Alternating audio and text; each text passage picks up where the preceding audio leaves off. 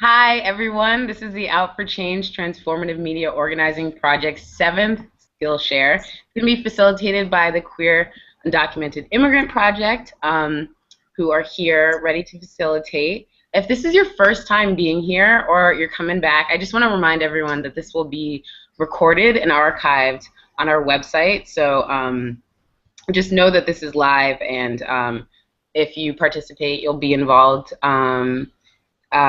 post broadcast.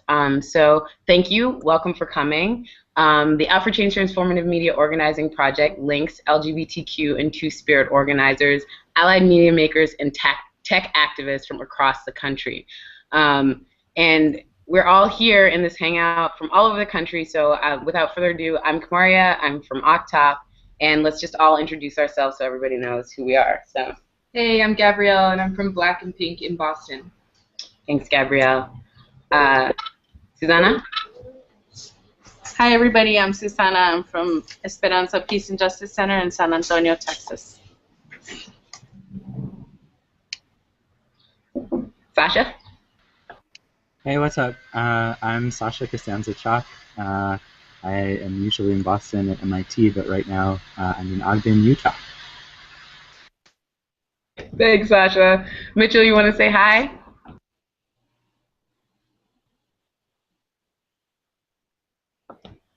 Mitchell is muted.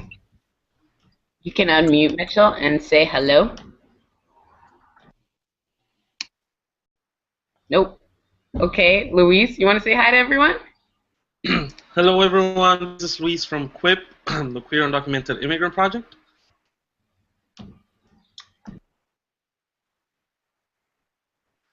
Carlos? Hey, folks. This is Carlos Padilla, part of the Queer Undocumented Immigrant Project, and I am currently in the Sunshine State of Florida. Cool. Thanks, Carlos. Bex? Hey, this is Bex Horwitz. I'm with the OCTOP Project. Cool. Thanks. And Alan? Hi, everyone. I'm Alan Ratliff. I am with the Gay Straight Alliance Network, based out of the Bay Area. Thanks, Alan. And Zhang, hi. You want to say hi and introduce yourself, where you're coming from today? Hi, I'm Zhong. I'm with Freedom Inc. in Madison, Wisconsin. Thanks, Zhang. Thanks for being with us.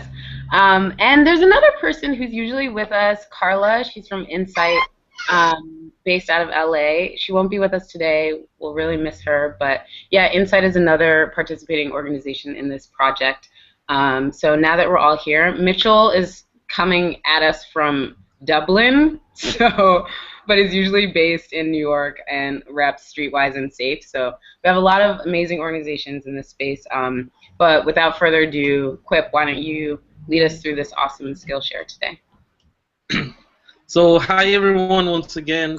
Thank you very much for joining us. Carlos is going to be talking a little bit more about what we do as QUIP. And so take it away, Carlos. Thank you so much, everyone. Again, my name is Carlos Padilla, and I am the current program coordinator of the Queer Undocumented Immigrant Project, which is a program of United We Dream.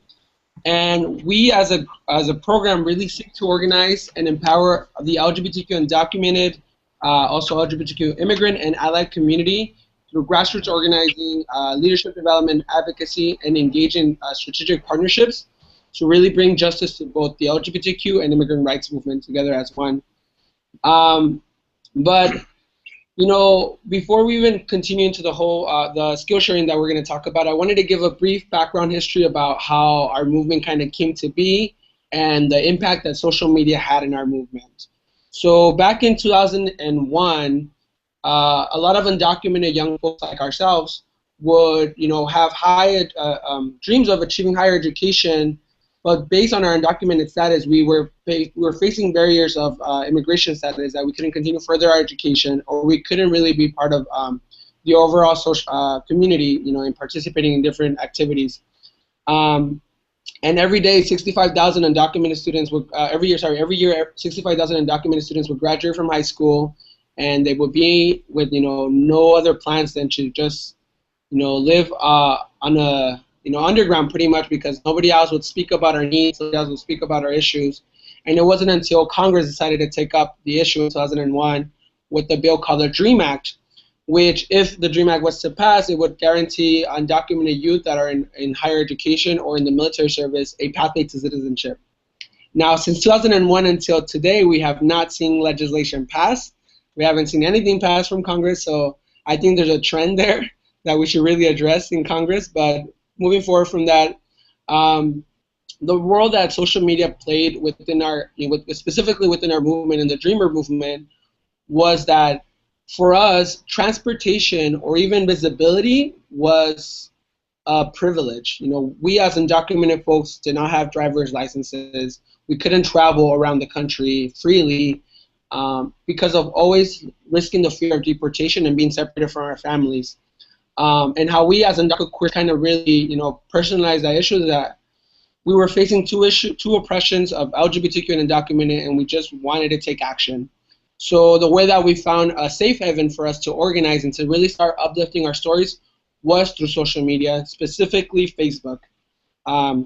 Little by little, post by post, we started, sharing our undocumented stories, started giving a face to the issue, and that is what really caused the norm to change from back in 2008, even 2009 and 2010, from us being called illegal aliens until today being called dreamers, and really having a solidified dreamer movement, fighting for justice, and like we always say, and our families.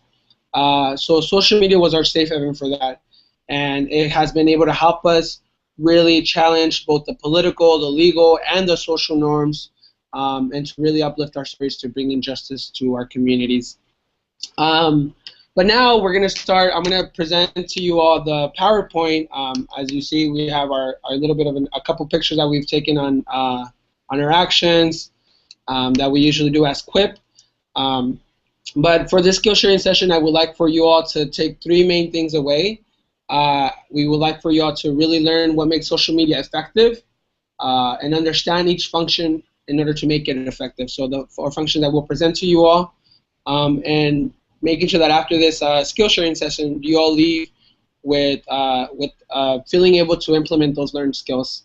And for the agenda for today, again, we're going to go over four main functions, and those are the hashtags and the role of hashtags in social media drive, the peak hours, and the importance of that, thunderclaps in order to make trending possibly occur, and social media collaborations, again, to fully maximize based on coalition and partnerships creation. So Luis will now further this conversation onto the social media. So if we can move on to the next slide. Yeah, so Carlos already talked about the goals. Those are the goals. If we move on to the next one, that's the agenda. Carlos already went over that. Just have in mind that this PowerPoint is available for you guys on the participation guide. So you guys can go ahead and have access to it later on. And so by a show of hands from the people that are here that are part of the project, I want to know who or what organizations have a page on any social media. By a show of hands. Can you guys please let me know? All right, it seems like it's all of us. And so how many of you guys are the ones in charge of managing this page? By a show of hands again. Okay, it seems like only one. I thought it would be more, but so there's a lot of information that is going to be really, really useful for those of you who don't manage the page, just because the things that we selected really, really help you push on your campaigns. So if we move on to the next slide, we can begin talking about the first topic, which will be hashtags. So Bex, can we please move on to the next one? So what are hashtags and how do you use them? I want to call out on someone right now. Kamaria, can you please answer this question? Since you're the one that manages the page. Okay. What's a hashtag? So I do know what they look like. I think that this looks kind of like a pound sign, and usually there's some like clever something that comes after it. But other than that, I'm not really sure, except they're like everyone on Facebook. Well, you got it right. So if I were to have you create a hashtag for this Skillshare, what hashtag do you think would be a good one for us to use? I think OCTOP Live would be a good one. I like that. I like that because it talks about us as a group, OCTOP, and our Skillshares that are live. And so for people that are watching, we're going to allow you guys to interact with us. So if you want to go ahead and on Twitter, post things with that hashtag OCTOP Live. I'll do a search and follow up with comments and questions that you guys might have. Try doing the same on Facebook. We'll try to keep up. This is the first time that we do it, so bear with us. But then, for those of you who are not very tech savvy, on the participation guide, we have a space for you guys to post questions. I think it's on page 4. So if you go to that link, open up that document, you have access to add questions. Please add questions as we go along with the presentation. I'll make sure to answer them at the end of the presentation in between us going on to the activity portion of this Skillshare. So like Amaria said, hashtags are a word that's preceded by a pound sign. Many of you guys have seen them online. Maybe you guys didn't know what they were, but now you know what it is. And the main use of hashtags are so that you can track activity on the topics that you are talking about, whether it is a campaign, whether it is a scandal that's going on with some celebrity. People usually create hashtags for those. Whether it's addressing something that the president is doing, people also create hashtags for those. And you can always just do a search and follow along those hashtags. So if we move on to the next slide, I'll show you what the hashtag looks like. So there is a post that we have, and if we move on to the next slide, it'll zoom in and you'll be able to see the hashtag, which it's one of them that we use for our current campaign, and that's the Queers Can't Wait and the We Can't Wait. So the We Can't Wait is for everyone, and the Queers Can't Wait is specifically for the work that QUIP is pushing at the national level. Moving on to the next hashtag, I will give you guys some tips for do's and don'ts. So do be character mindful. On Twitter, you are limited to 140 characters. When I say characters, I mean letters, numbers, spaces. If you type in the letter A, that counts as a character. A space counts as a character. A number counts as a character. So if you have 5 hashtags that are really, really long, that's not going to be very helpful, just because you are not going to have a lot of space to write your message. Be creative. Make sure that those hashtags are something that people are gonna want to click on, or people are going to want to use. And then have more than one hashtag for everything that you're creating, just because people might not understand one, but they might understand the other one. Or once you have them side by side, they make sense. So just make sure that you have more than one. Always keep it short and cute, and stick to your message. Some don'ts: do not use more than 5 hashtags. Like I already mentioned before, once you go on Twitter, that might be a little bit problematic. Do not make them essays. Same thing on not using more than 5. If you have a long hashtag, again, you're gonna have problems on Twitter. Plus, it's gonna be really hard for people to remember them. So it's easier for you to keep it short and cute. And then do not alternate on the chosen hashtags. For example, we tend to use the hashtag not one more. If I were to do a search for not one more spelled out, as in not and then one spelled out more, it would give me totally different results. So always stick to the same hashtag. That'll make it easier for you to follow whatever it is that people are posting. If we move on to the next slide, we'll share some of the hashtags that we have used.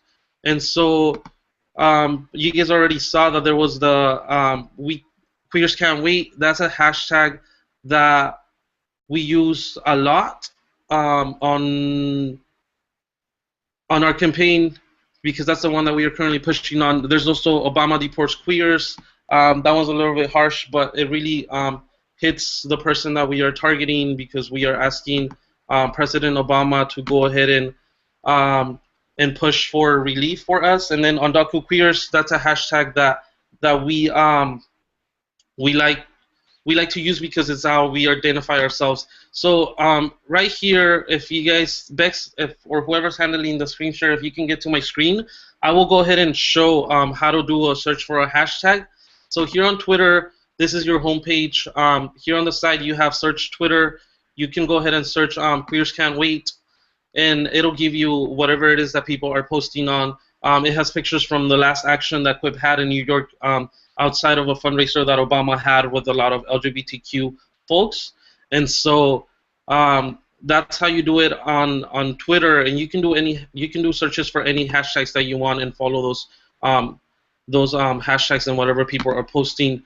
We also have here on Facebook, if you want to do a search for a hashtag, you do it on the top. Make sure that you add the pound sign though, otherwise it's not going to show as a hashtag. I will go ahead and do the not one more.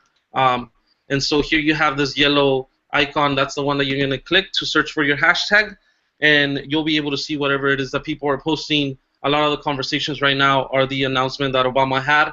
And then we're going to talk later on about trending, but here on the side you can see the trends that people are talking about. So if we go back to our PowerPoint presentation, and if we move on to the next slide, I will go ahead and talk about the peak hour times. So peak hour times are something that is really, really important, because when you are posting stuff online, you want to make sure that you hit everyone. So I'll go ahead and call on Alan. Alan, can you please try to guess the peak hour times for social media, and when is the best time for you to post stuff online? Maybe during, maybe at 3 o'clock. So that's a really, really good guess, and I like the fact that you mentioned that. So if we move on to the next slide, I will go ahead and talk about those. I know that I have listed first the peak hour times for Facebook, but since Alan said 3 o'clock, that's the best time that you can post something on Twitter. So if you want to outreach to the people on Twitter, make sure that you do it around 3 p.m. Because that's when Twitter has said that they have the most activity. For Facebook is a little bit different. People tend to use Facebook a little bit more than Twitter. So for Facebook, that's the hours are 10 a.m., 12 p.m., and 5 p.m. Those are around the times people are either taking lunch, getting up, getting to work, having coffee in the morning, or later on having dinner once they're out of work, going back home when they have a little bit more time to jump on their cell phones. Some people on the weekends don't follow a work week schedule, so they don't tend to be online at the same time. So it is recommended that you do it late in the evening if you're going to be posting stuff on the weekends, or sometimes to not even post things if you really don't have a necessity to do so, to advertise anything. Just wait until Monday. But if you do it late in the evening or even in the morning, you can try in the morning. It just varies a lot on the amount of people that are going to be online on the weekends. So if we move on to the next slide, we will be talking more about Thunderclaps, and for this section, I will go ahead and let Carlos talk a little bit more so that I can rest my voice. Please do. With that said, I wanted to ask the team here, how many of you have heard of Thunderclap and what Thunderclap is? So, you haven't heard of it, Suzanne? No. How about you, Mitchell? I see you like, you haven't heard of it. Okay. Anybody in here?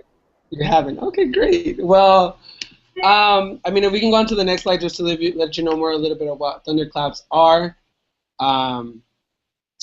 So a social media Thunderclap is really to kind of really create a unified noise around media, which will bring attention to your topic and allowed you to start creating a trend around the social media.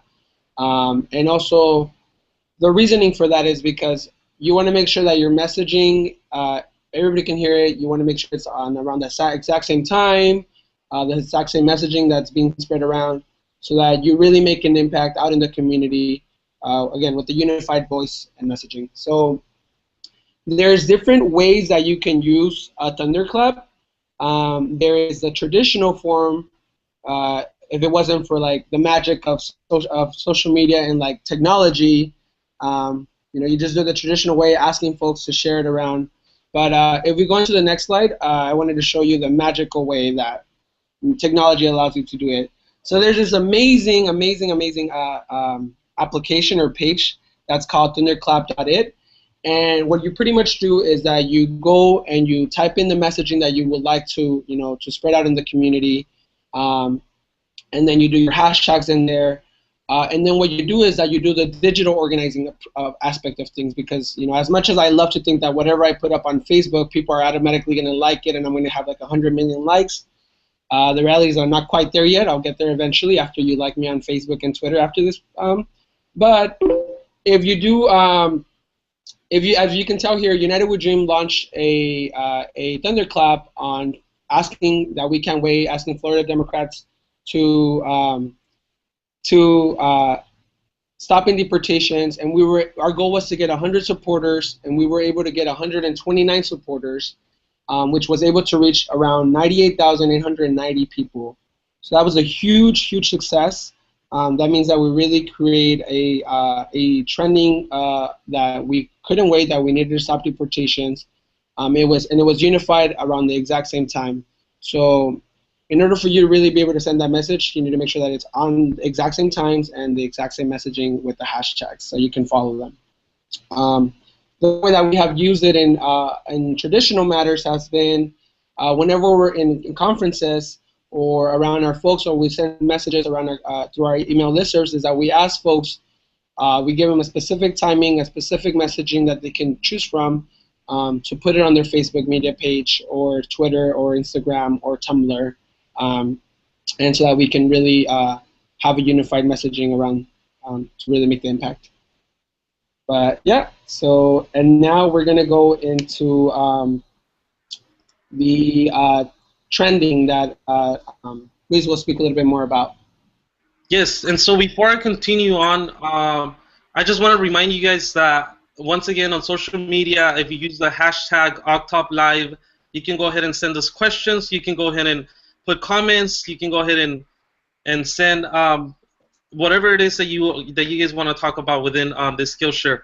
And you can do that either on Twitter or on Facebook. So please make sure that you send us those tweets. OCTOP Live once again. So if we move on to the next slide, yeah, so trending is something that's really important, because if you get a topic to be trending, you literally get a lot more people to start talking about your campaign, to start talking about your organization.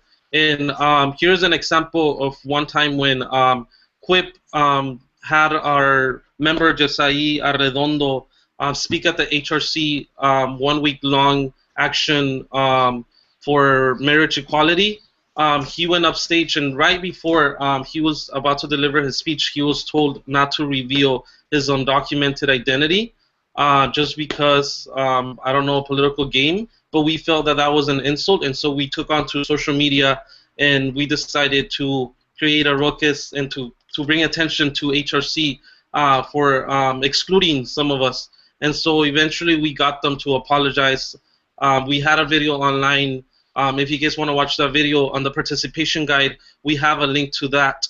And so that's why it's really important for you to try and do thunderclaps, so that you can get some of your stuff to be trending, but also to get a lot more audience on the topics that we all fight for, that are really for social equality and for social justice. So if we move on to the next slide, I think it's already the next topic, which is social network collaborations, and that really ties into trending and into thunderclaps. It's really important for all of us to think of how when we're as a group, we always try to expand our membership. So this is the same thing, but it's you doing it online. So try to create partnerships with other organizations to bring a message onto a bigger audience. This will also allow you to get more likes on your page, and also more readers and more people to share your work. So the way that you do this is to outreach to other orgs to endorse your campaigns, or to share some of your content, or even to do something simple as inviting others to like your page. And you can do the same for them. So this is a give and take opportunity for everyone, and it really brings a lot more of more impact on the stuff that you are advertising online. So if we move on to the next slide, I'll show you an example when we didn't really push for this campaign, but we partnered up with other campaigns, and one of them was the GSA network. There was a free Yordi campaign. Yordi is an undocumented undocuqueer who was trying to cross over asking for asylum. Thankfully, he's free now thanks to all the collaboration and all the work that people have done. If we move on to the next slide, I'll go ahead and read a message that the GSA network posted online talking about the success. So it was 3,000 plus people that stood alongside with the GSA network and with Jordi to demand his release. And you can see right there at the end that there's other people that are being tagged, other networks, which is the Familia Transqueer Liberation Movement and the San Fernando Valley Immigrant Youth Coalition, along with a lot of other orgs that push for this. And so that's it for social media collaborations, but I'll move on to some last additional tips before we close the presentation. Make sure that you tag people. When you tag your friends, when you tag other people, you get your content to be viewed by more people. So if they're your friends and they support the cause, make sure that you tag them on your posts. You can also do this for targets. In this case, we have President Obama mentioned on one of our posts, and that's because he was our target, and that allows people to see what is being talked about the president and what people are asking of our president. So moving on to the next slide. Another tip that I have for you guys is to like your own status. So earlier on, I talked about peak hours and times. Have in mind that a lot of times there's people in the East Coast and there's people in the West Coast, and there's a 3-hour difference. It's really, really important for you not to be posting things over and over so that you don't bore whoever's following your page or whoever's following your content. And so in order for you to refresh whatever it is that you posted already earlier, is for you to like your own status. That will automatically put it back up at the top of the feed because it shows that there is some activity going on, and whoever didn't see it in the morning can see it later on. So if you're posting stuff from the East Coast and you posted something at 10 a.m., that's for us in the West Coast, I think it's 6 or 7. We're still sleeping. So it's better for you to just like that status later on, and like that you'll get those people to watch it. This is something that we have done when here in California we've gone to DC to have actions over there. We're always very mindful of that, and so be mindful of that when you're posting something that's targeting audiences on the other end of the country. Make sure that you are mindful of the time zones and that you use this so that you don't have to post things multiple times. And you can also do this like a day later, a week later, and it'll have the same effect. It'll bring it back up to the top of the list. And now I think this is the last tip that I have. But also in the participation guide, I think I have like 2 more tips. Just for the sake of time, go there and read those if you want to learn a little bit more or about more tips for social media. But moving on to the next slide, the last tip that I have for you guys is use questions as captions, whether you post it on one of your memes or whether you're using it as one of your status. Make sure that you format it in the way of a question, because that incites people to participate into start interacting with the content that you're posting online. And so this also helps you bring more attention to that. And so that concludes this part of the presentation, and I'll move on to questions. So like I said, on the participation guide, you guys have access to post questions, or if anybody from here has any questions, make sure that you guys unmute and ask your questions right now. So I'll leave the room open for people to go ahead and ask questions. So does anybody have a question from here regarding anything that was presented? Or even comments? I have a question. I'm Sacred at the Esperanza, and we've been having this conversation about, we have 2 Facebook pages. We have a personal page and like a business page, and we've deactivated the business page because we've heard that they're trying to get people to pay to reach people through the business page versus through our personal page. We're able to, people are able to post things, and we're able to it seems like have higher visibility. Do y'all have any I don't know, comments about that or suggestions? So yes, there's slightly some differences in between both of them, but I think the only downside with keeping the personal page, eventually you will reach a limit of people that can follow you or that you can add. So it's really important for you to keep that in mind, because if you reach your maximum amount of people that are following you on Facebook,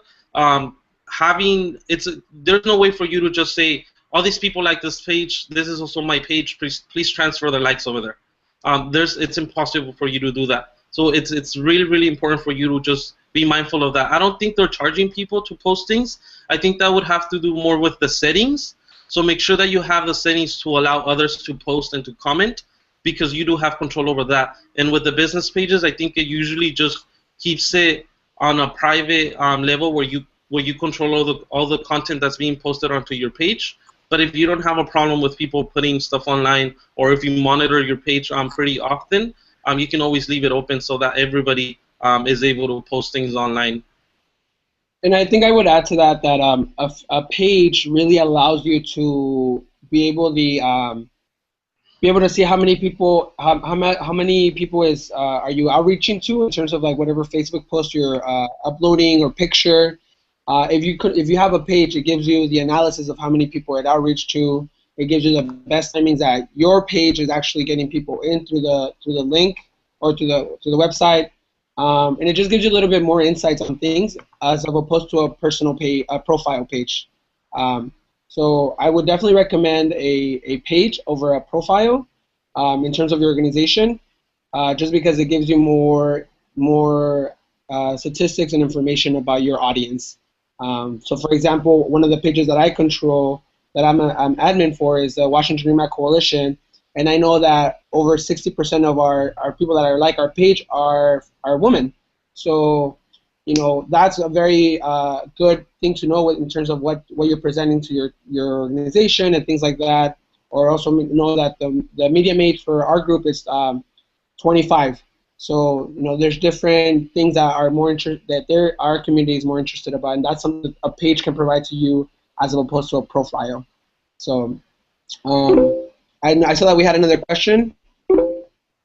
So before we move on to, I think Sasha has a question, but I'll just go ahead and, if you go into my screen, you can see some of the stuff that people have been posting on Twitter. I really like it because people are highlighting the stuff that they like.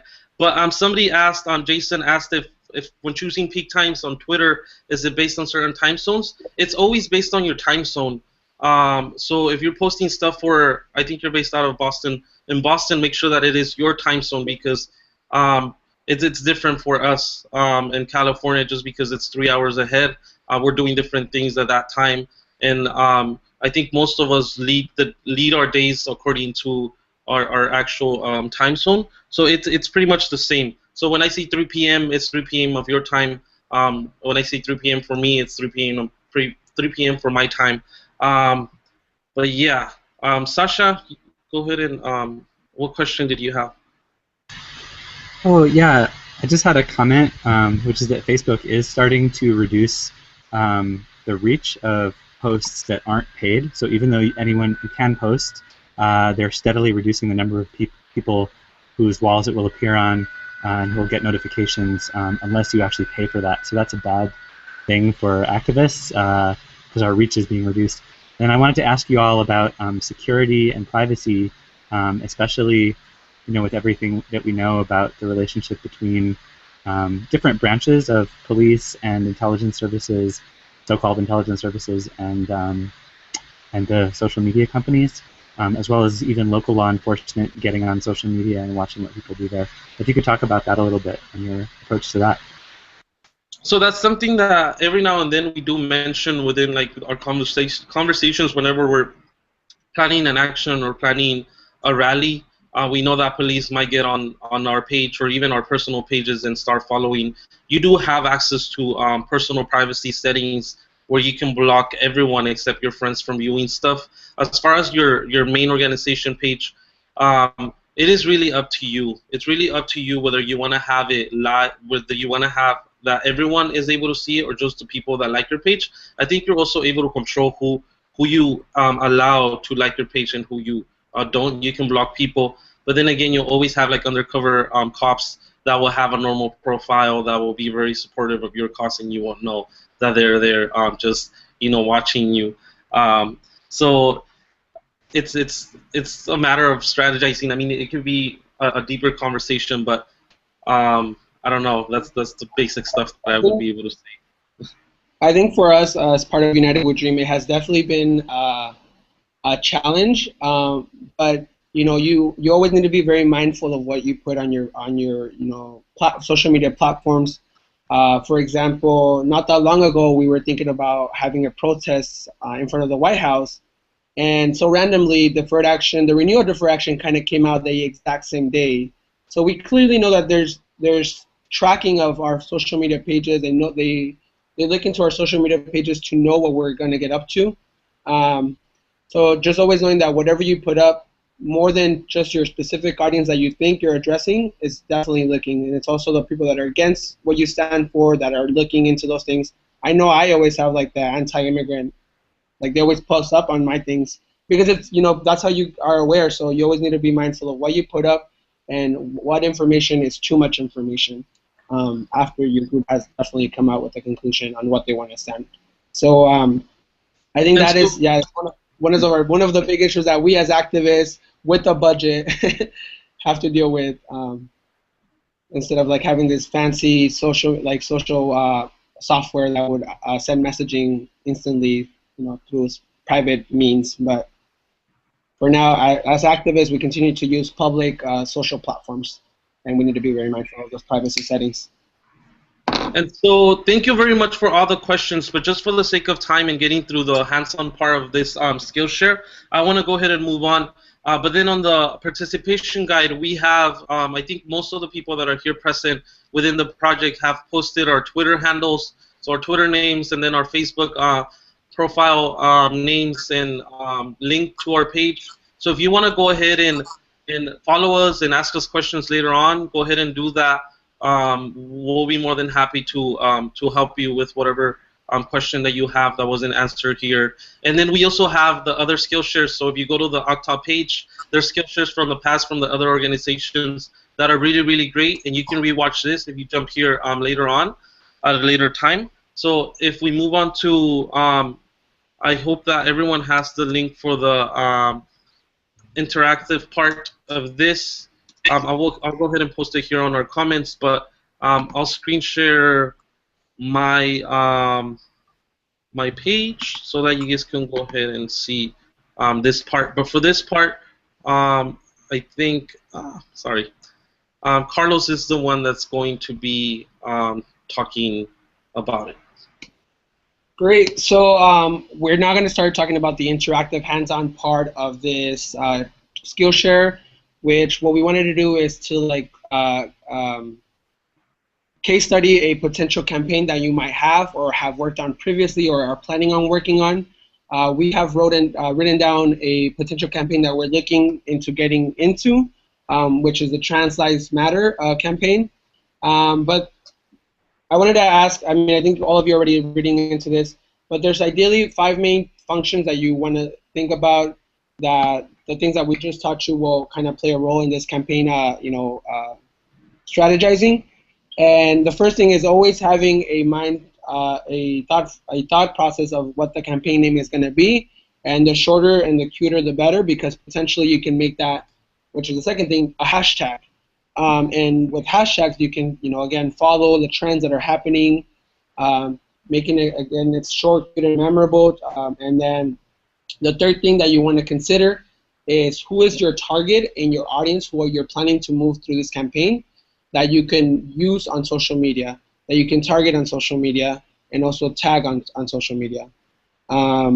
So, for example, some of the targets that we were thinking about using is that I was thinking of having Naco Moore, Vicente Fernandez, and Ricky Martin. And although Luis Ramirez over here doesn't really like my idea with Vicente Fernandez, I think he's a pretty badass artista, an artist that really captures a lot of the Spanish media culture. And having him tweet out something like that is LGBTQ inclusive would really make a change in our communities. And as for example, people that you might want to consider on tagging is usually those folks that always have a lot of likes on their Facebook, and you just don't know why, even if they post like, hey, I'm up, and they get like 100 likes, and I'm like, and I shake my head, and I hear I put a lot of thought into my post, and nobody likes them. So, for example, some of the folks that we were thinking that are amazing leaders in our communities are like Gaby Pacheco, Jose Antonio Vargas, Eric Andiola, that really have a lot of that Facebook following community that really looks up to their Facebook posts. So asking them, knowing that whatever they post up, it would be able to change certain social norms by reaching out to the more of the community. And the other thing that you want to have in mind is the partnerships that you want to create. Those are some of the folks that we have because they really incorporate some of the campaign that we're wanting to do, and then some of the challenges that we might foresee are presented there. But I wanted to ask the team that has started reading out, so maybe we can start off with the Esperanza team, since I see that they have a couple things written up. So I wanted to ask you, Suzanne, what is your campaign name that you're planning, or first of all, what is the campaign? Was it like a previous campaign, a future campaign, or currently a campaign that you hold? And what are some of the hashtags that you're using? Well, we're working on several right now, but we are going to court on July 7th, and we're suing, along with community members, the city of San Antonio for giving access to a private business person what was a public bridge that was funded with public monies. So that's what I filled in the blank here was Hayes Street Bridge lawsuit. And we started using the hashtags. We had our ruling come out on Thursday. We did some press on Friday. And we started using the hashtags private hands off public lands and a deal's a deal. Cool. Great. And have you been able to like follow some of the trending through your social media platforms? Like, how long ago did this hashtag begin? It just started last Friday. Okay, so good. So if we go on to those hashtags, we'll start seeing more of following the work that Esperanza Group is doing. Great. Hopefully, yes. Let's see. Maybe I don't know. I think GSA is kind of working on one, but I was wondering, GSA, if you have maybe some targets or tags that you have addressed in certain parts of your campaigns, and maybe talk a little bit about your campaign. So, Alan.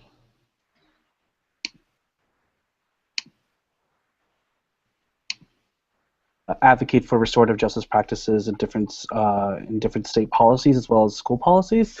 And so what we are talking about more is about not only the advocating for restorative justice practices, but also the implementation of them. So our targets are a lot of our targets are like lawmakers, school administrators, as well as GSA clubs, because oftentimes we see GSA clubs as being the ones that are able to not only advocate for the policy, but also ensure that the implementation of the policies are taken in place.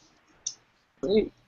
Thank you so much. And I see that the Black and Pink is writing some of their challenges for their potential campaign, and I would like to ask if you can talk a little bit more about your hashtags and what are some of the challenges that you foresee on this on social efforts for that campaign. Gabrielle. Yeah. Hey.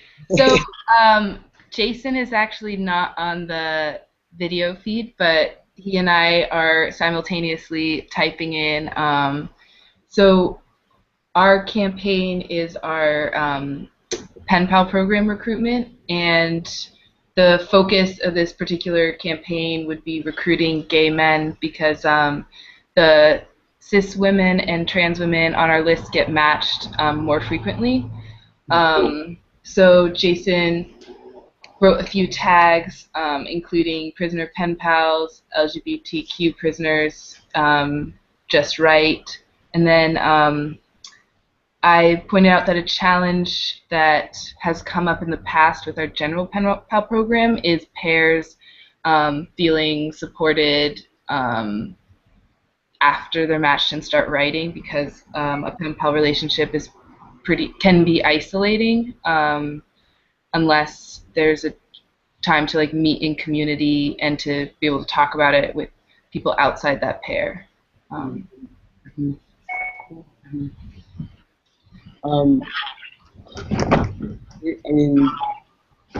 you have And other. so maybe we can talk about somebody that's writing from the outside, because since they don't have access to the live video and they don't have, I guess, an opportunity to talk live, we can go ahead and read it. So there's somebody writing from Power Youth Center for Social Challenge. Their campaign is implementing restorative practices in Miami-Dade County Public Schools. Their hashtags are LA. I don't know if it's LA or La My Sister. Let My Sister, maybe. Oh, My Sister's Keeper. I think it's. Yeah, it's My Sister's Keeper, and then Restorative Justice Now.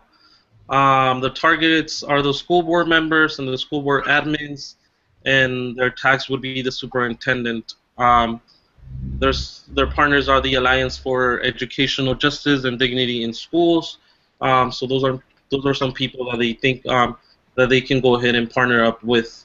They're writing a challenge.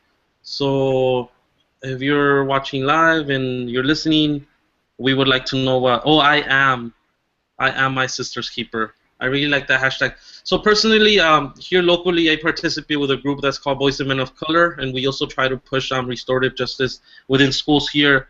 Some of the hashtags that we use, and maybe you might want to use some as well, are hashtag restorative justice for all, RJ4all. Actually, that's what we do, RJ4all. So that's short and simple, and that's practically what you're pushing. You're pushing for restorative practice for all of your schools within your district. And the challenge is that not enough people follow us, and there's unclear hashtags. So like I said, maybe you want to jump on something that somebody's already using. Maybe you want to jump on ours, or just keep on doing searches for different hashtags that go along with restorative justice, and you might be able to connect with others that are doing the same work, that have campaigns that have been successful. I know that we have been having meetings with a lot of students and community members, and so we do 4, as in the number 4. Sorry, I know that here. There. I know that just going to the board meetings whenever they have time for us to speak, that's something that really got us to be part of the plan. So thank you very much for sharing, everyone. We're going to bring it back to the Hangout and see if anybody has any more questions or any of that before we say goodbye. I know that there's a lot of information that's being thrown at you guys, but everything is very, very useful. Or hopefully it is really useful for us. It has really been useful. So anything else you want to add, Carlos, right now before? I think I would continue to encourage folks that are out in the audience, not only in this team, but also out in that are watching us live. If you have access to this, you should have access to this file on the participation guide. If you would like to continue putting up your thoughts on the campaigns that you're doing, hashtags, targets, partners, and challenges, definitely putting it up. There's amazing organizations that are part of this Hangout, and that they would love to check out what you're doing, maybe potentially partnering up or giving you suggestions on who do you partner up with to maximize your social media drive. But know that, I know one of the main challenges was that there's not enough following people on your Facebook page or your social media platform. But little by little, it starts to create, and I think that's why partnerships and collaborations are key to making that success happen. So yeah, then that's my last comments for that. And so I think we have enough time to talk about one more. So let's just, there was this one, the Watch This. This one's Bex. Bex, do you want to share a little bit more? Since we do have you live. Sure. So Watch This is a collaboration among a few different people to get conversations going around surveillance, security, and organizing. And so we're not really campaigning, but there are times when we have some asks of different folks, and oftentimes that's either elected people or companies that are making software. And let's see, our biggest challenge really still is like building those partnerships with allied groups. So I wrote that as our challenge, but I think it would be possible to start growing the same conversations on social media together. Yeah. No, so definitely that is a challenge. I mean, a lot of times it's really hard to build a partnership, but maybe if there's like an org that might be able to share some of this stuff,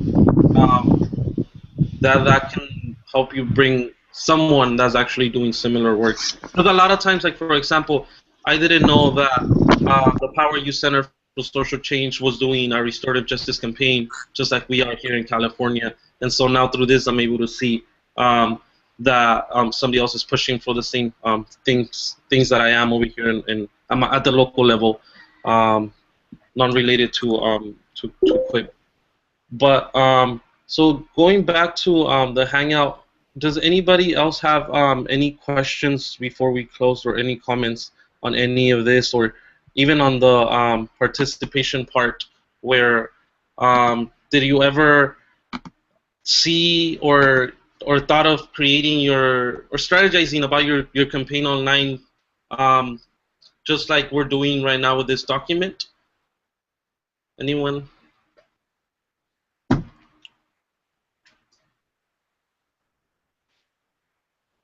Nope. I mean, I think Luis definitely. So Luis was the one that helped us create this campaign plan. Usually when we do social media, so Luis is the expert on all of this, and I like the fact that he put it on that simple format where we can like think about what do we need one step, 2 step, 3 step, 4 step, because we're good with steps. So I have never done it, Luis, but now that I have you as a partner in crime with this, I really appreciate it. Yeah, and then, well, actually, there was something else that I wanted to talk about before we close. So people have been talking about likes and the outreach that they've gotten to other people, and I know that a lot of times it can be discouraging when you post something online and you're like, I only have like 3 likes, and but just have in mind that those likes, like a lot of times people will still see your content, but they won't like it. So it's really important that you keep on pushing for those campaigns. Eventually, you'll build the audience for you to have stronger messages. But you start like that. I mean, you start by getting just 5 likes on a post, and then later on, once you have that outreach capacity, you start getting 100 likes and whatnot. But it's not really about even the likes. It's about you having that message out there, because even when people are starting new campaigns, they'll search stuff online, and sometimes they'll run into your old posts. And so that's something that's really powerful to a lot of people. So we had one more question. It says, what is the impact of tweeting from my personal page versus organizational page, and are both okay to be tweeted from? I think that, as you might know already, like typically some of your organizational pages tend to have more audiences that you can outreach to. So definitely making sure, I think that the strategic way to do that is to putting it through your Facebook page, and then doing it on your Facebook profile, on your personal profile, so that not only are you're uplifting your personal organizational page, but you're also continuing to ask your personal friends to continue liking your page and continue to support that messaging that you have. So I think both are extremely perfect. You're outreaching to 2 completely different audiences, because your page does get to outreach a broader audience than just your personal group. But just making it mindful that you should ideally do it from your page, your organizational page, and then you share it to your personal profile. And that question, yeah, I totally agree with what Carlos said, and that question comes from the Power Youth Center. Thank you very much for asking those important questions. And so, just a little quick tip before we close. Since we don't have a lot of time, we really would want to talk about another campaign that we did, but I think it will just go over the time. So, like I said, make sure that you follow us on Twitter. Make sure that you like our page. Make sure that you like the OCTOP page, because you'll have access to the Skillshare as well as the other ones. And the other ones are really, really great. I've been part of every single one, and these partners really have a lot of tools that everyone can use. And it's even within developing furthermore your campaigns. This one's about the social media, but the other one's talking at the local level, or what materials you can even create for your campaigns, for your local outreach. And so, sorry, I just read that people like Chavela Vargas better, and I completely agree. But I think for my final thoughts on this, in terms of how, again, bringing it back to how social media has played a role within us, the Dreamer movement, the Queer movement, is that social media gave us the opportunity to no longer think inside a box. It allowed us to create a platform to push the barriers, really push the norms through this platform. And though in many occasions we heard, not only in politics and legal systems, and even in social systems, that no, we're not all right, that no, that's not what you should be pushing for. Social media platforms allows you to think outside the box, to really push a narrative. And I think the good thing about it is that, yes, there sometimes there's repercussions, but immediate physical repercussions are not, noted. And I think that's, keep in mind that, you could be more expressing and continue to challenging the norms through your social media platform. I know that we will continue doing that to raise awareness and visibility to many of our communities within the undocumented queer community, within the queer allied community. So we're very excited on the evolution of social media, and I know that maybe next year we won't even be talking about hashtags. We'll probably be talking about like telegramming or something. I don't know. I think with the pace of magic and technology, we'll be getting into further places next year. Telegramming? I don't know what that is. I just made it up.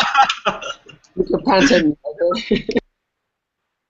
Oh God, Carlos. All right, I think this concludes our Skillshare. Once again, thank you very much for participating. If you still want to send more questions, we still have that hashtag OCTOP Live. I was able to check it. Thank you very much for showing us all the love. And even within the interactive part of this whole Skillshare, there was a lot of activity. There was a lot of people that were viewing that document. So thank you guys for watching. We're really glad that we're able to provide some of the tools that we use, so that you guys can use them and keep on pushing for the work that you guys do. Yeah, thank you, Luis and Carlos.